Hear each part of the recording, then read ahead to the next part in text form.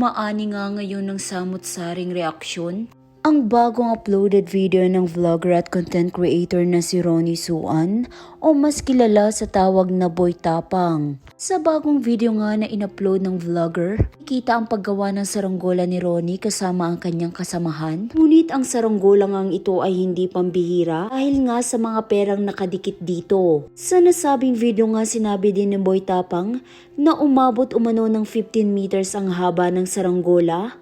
At kinailangan pa nga nilang magtawag ng eksperto sa paggawa nito nga sa pambihirang haba ng saranggola. Matagumpay naman nga ang nagawa ang saranggola na gawa sa pera. Nakalaunan nga rin pinalipad nila ito, ngunit dahil sa napakabigat nga nito at hindi nga kinaya ng tali kaya ito'y naputol. Kakahalaga nga ng 1 milyon ng mga perang idinikit sa saranggola. Kaya naman mabilis na nag-viral ang video ito ni Ronnie at talaga naman pinag-uusapan ngayon sa social media. Isa nga sa mga pinagdedebatihan ng mga netizens na nakapanood, totoo nga ba na pera ang mga pinalipad ni Ronnie Suan o mga fake money lamang for the content? Play money yan. Kita nyo sa vlog Kit Talents at Yaya Yena, ganyan din. Ino-order na. Dapat alam mo na fake money yan. It's a content syempre. Mantalang may mga nagsasabi man nga na peke umano yung mga pera na inilagay ni Boy Tapang sa saranggola. Ngunit makikita nga sa comment section ng nasabing video, tila mas marami naman nga ang naniniwala na totoo ang mga pera. At dahil nga dito, ari umanong makasuhan si Boy Tapang ng Bangko Sentral ng Pilipinas dahil sa paglalaro umano sa mga pera.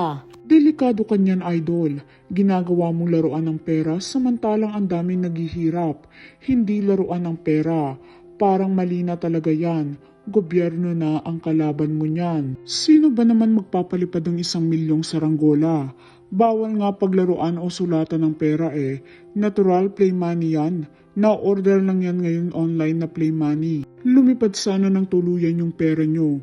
Pinaglalaroan nyo pera yan. Sana makasuhan ng bangko. Grabe naman yan, hindi naman yan tama. Para yan hindi yan laruan. Sana naman bago tayo gagawa ng mapaglaruan, kailangan isipin muna natin kung tama ba ang ginagawa natin, hindi yung ipagmayabang ang pera. Kung totoo man o hindi pera yan, di magandang paglaruan yan. Sa halip, pamimigay nyo na lang sa mas nangangailangan sa atin. Kung sobra-sobra na biyaya nyo, share a blessing na lang.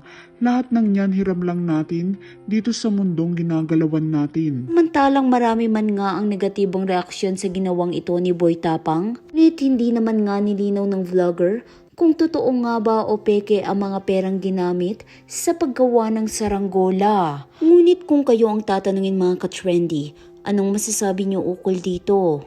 Peke nga ba o totoong pera ang ginamit ni Boy Tapang sa paggawa ng saranggola? Yan ang trending!